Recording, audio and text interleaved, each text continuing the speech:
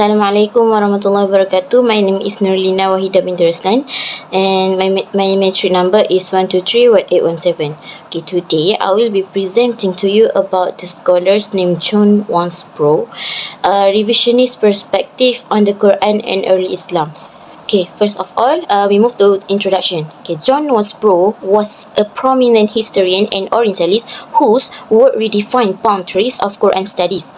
He is most famous for his seminal work, Quranic Studies, Sources and Method of Scriptural Interpretation, where he employed historical skepticism and literary analysis to investigate the origin of the scripture, Islamic scripture. Okay, Wansbrough represents the revisionist approach in Quranic studies, offering what is often described as the most radical assessment of the text formation. Unlike traditional accounts, he proposed that the Quran was not singular revelation from the 7th century, but was instead a product of cultural evolution and lengthy redaction. His late crystallization theory argues that the Quran only reached its final canonized form no earlier than 9th century. Okay, now we move to Wansbrough biographical and academic profile. Okay, Wansbrough was born on 1928 and had died on 2002, which is he defined as a Western rationalist, historian, Orientalist who significantly altered the trajectory of Quranic studies. While his birth year is confirmed as 1928, his place of birth is not explicitly stated as London or his specific nationality as British. However, his work is characterized by a high level of academic English, and he is widely recognized as a British scholar in broader academic context. Next, we move to the education and academic career of John Wansbrough. He was a historian who specialized in the historical literary analysis of sacred texts. He was recognized for his exceptional linguistic proficiency, frequently incorporating Arabic, Greek, and Latin into his academic writing. Okay, his scholarly approach was grounded in historical skepticism, as he questioned the reliability of early Islamic records and argued that many of historical accounts were documented after the generation of Prophet Muhammad. He also applied the historical critical method, which had traditionally been used in biblical studies, to examine the origin and development of Quran. His innovative approach had profound impact on Western Islamic studies, creating a paradigm shift that influenced later revisionist scholars and generated extensive academic debate. Now we move to the major publication of John Wansbrough. Okay, first is Quranic Studies, Sources and Method of Scriptural Interpretation, was published on 1977. Okay, this is the most influential and widely recognized work of Wansbrough. He also applied historical, critical, and literary analysis on his work, and also proposed the late crystallization theory. It also introduced the concept of prophetic logia, referring to the pre-canonical prophetic tradition that later became part of the Quranic text. And he also suggests the Quran developed through a gradual redaction process and influence the Jewish, Christian tradition and the wider religious environment. The second publication is the Sector Milia, Content and Composition of Islamic Salvation History, and it was published in 1978. This work is expand his revisionist approach to the origin of Islam and early Islamic history, and it also view the Islamic narrative as literary construction instead of strictly historical account.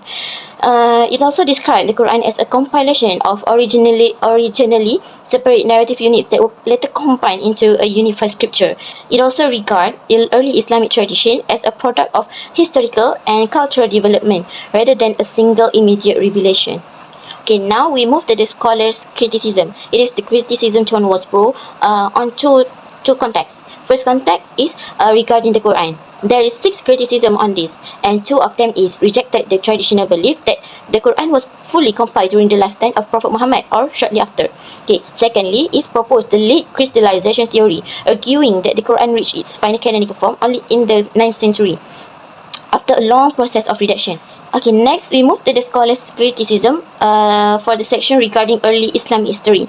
There is 5 criticism of Wansbrough. Okay, the first one is question the reliability of early Islamic historical sources, including the Hadith, Sirah, and Tafsir literature.